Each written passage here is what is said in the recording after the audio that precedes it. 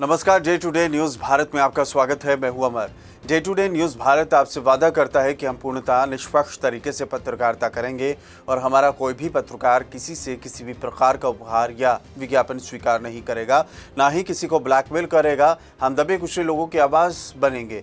Day to day news Bharat ऐसे लोगों के बारे में कोई खबर नहीं चलाएगा जो भोले भाले लोगों को बेवकूफ़ बनाने का काम करते हैं, धोखा देते हैं, जैसे कि तांत्रिक और ढोंगी बाबा। हम लोकतंत्र के चौथे स्तंभ को भी बचाने की लगातार कोशिश कर रहे हैं। बांग्लादेश से खबर है। बांग्लादेश की पूर्व प्रधानमंत्री शेख हसीना को बड़ा झटका लगा है और देश छोड़ने के लगभग 1 साल बाद उन्हें कोर्ट की अवमानना के एक मामले में सजा सुनाई गई है।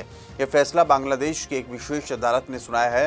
शेख हसीना को अदालत की अवमानना के मामले में 6 महीने की सजा दी गई है। देखिए पूरी रिपोर्ट। बांग्लादेश की पूर्व पीएम शेख हसीना को अदालत की अवमानना के मामले में 6 महीने जेल की सजा सुनाई गई है। अंतर्राष्ट्रीय अपराध न्यायाधिकरण ने ये सजा सुना दी है।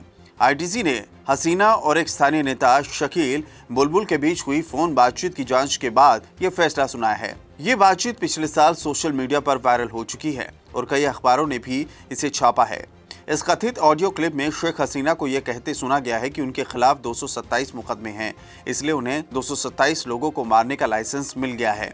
पिछले साल 5 अगस्त को बांग्लादेश में बड़े पैमाने पर विद्रोह के बाद शेख हसीना ने पद छोड़ दिया था और उसके तुरंत बाद भारत भाग गई थी। अदालत ने ऑडियो क्लिप में शेख हसीना की बातों को बहुत गंभीरता से माना है और कहा है कि यह बयान अदालत का अपमान करने और न्याय को कमजोर करने की कोशिश है। बातचीत में शामिल बुलबुल को भी 2 महीने जेल की सजा सुनाई गई है। न्यायाधिकरण ने कहा है कि सजा तभी लागू होगी जब हसीना और बुलबुल अदालत के सामने आत्मसमर्पण करेंगे या उन्हें पुलिस गिरफ्तार करेगी। अगर सजा लागू होती है तो दोनों को गैर कठोर यानी कि हल्की जेल की सजा भुगतनी होगी। मामले की सुनवाई इस साल 30 अप्रैल को तब शुरू हुई जब मुख्य अभियोजक ताजुम इस्लाम ने अदालत में यह मामला रखा। उन्होंने कहा है कि बातचीत में दी गई धमकियों का मकसद इंसाफ मांगने वाले पीड़ितों और गवाहों को डराना है। बाद में अदालत ने हसीना और बुलबुल को 25 मई तक सफाई देने के लिए कह दिया, लेकिन दोनों ने ना तो अदालत में पेश होने का काम किया और ना ही कोई जवाब दिया। इसके बाद अदालत ने अखबारों में नोटिस छपवाया और 3 जून तक पेश होने का मौका दिया, मगर आज तक की भी सुनवाई में हसीना तो खुद नहीं आई और न ही उनके वकील की तरफ से कोई जवाब दाखिल किया गया। इस वजह से अदालत ने उनकी अनुपस्थिति में ही सजा का ऐलान कर दिया।